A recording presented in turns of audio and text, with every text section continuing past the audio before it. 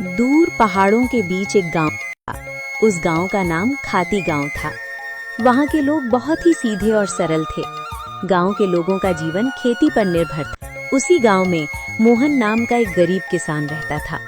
मोहन के परिवार में उसकी बूढ़ी माँ सरस्वती देवी, उसकी पत्नी विमला और उसका 5 साल का बेटा दीपक था।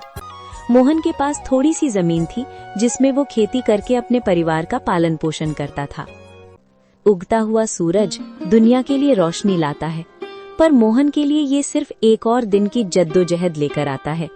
फूस की छत से छनकर आती रोशनी सीधे उसकी बीमार माँ के चेहरे पर पड़ती है। मोहन, आज दीपक को क्या कहूंगी? कल रात उसे बहलाकर सुला दिया था कि सुबह उठते ही गर्मा गर्म खाना मिलेगा। अब वो जागने वाला है, चूल्हा ठंडा पड़ा है और मेरी ममता लहूलुहान हो रही है।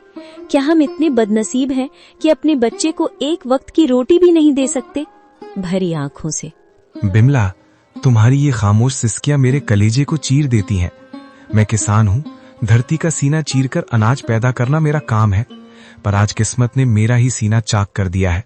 जमींदार के चक्कर काट काट कर पैर के जूते घिस गए, पर वो उधार देने को तैयार नहीं। पर हार नहीं मानूंगा, आज फिर जाऊंगा। शायद खुदा को मेरी मेहनत पर नहीं तो इस मासूम दीपक की भूख पर तरस आ जाए। सरस्वती देवी अंदर से खांसते हुए, बेटा मोहन, पास आ।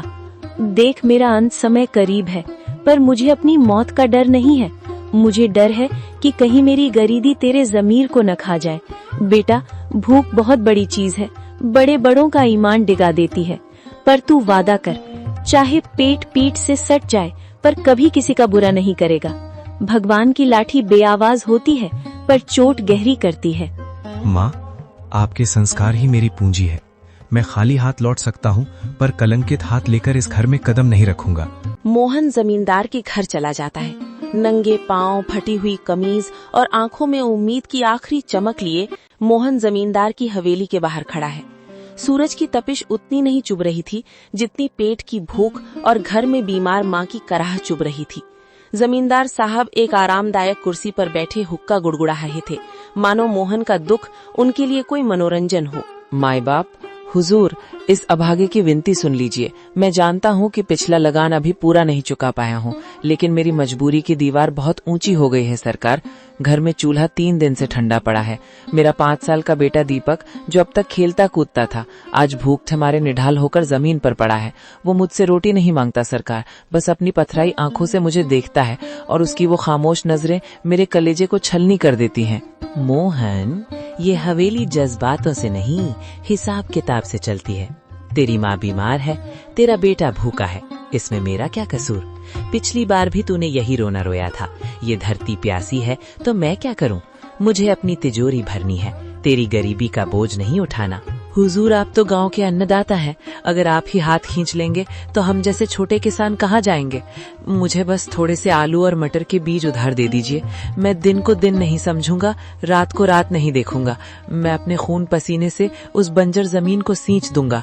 मैं वादा करता हूँ सरकार, फसल कटते ही सबसे पहले आपका कर्ज चुकाऊंगा। मेरी माँ घुट घुट कर मर रही है, उसे दवा चाहिए। हुजूर, एक बाप होने के नाते मुझ पर तरस खाइए। क्या एक गरीब के बच्चे को जीने का हक नहीं है? हक की बातें मत कर मोहन, हक अमीरों की जागीर होती है। बीज चाहिए, बीज की कीमत लगती है। तेरे पास देने को क्या है? वो 2 बीघा जमीन जो पहले ही गिरवी है। जा, यहाँ से दफा हो जा। अपनी इन भीगी आंखों से मुझे पिघलाने की कोशिश मत कर। जब तक पिछला हिसाब बराबर नहीं होता, तुझे एक दाना भी उधार नहीं मिलेगा। हुजूर, आज आप मुझे यहाँ से खाली हाथ भेज रहे हैं, पर याद रखिएगा, गरीब की आह बहुत गहरी होती है। मैं अपनी मेहनत बेचने आया था, अपनी खुददारी नहीं। अगर खुदा ने चाहा तो मेरी मिट्टी भी सोना उगलेगी। आज आप मेरी गरीबी का मजाक उड़ा रहे हैं, पर वक्त का पहिया घूमेगा हुजूर, वक्त का पहिया जरूर घूमेगा। मोहन अपनी फटी हुई आंखों में आंसू लिए भारी कदमों से हवेली की सीढ़ियां उतर गया।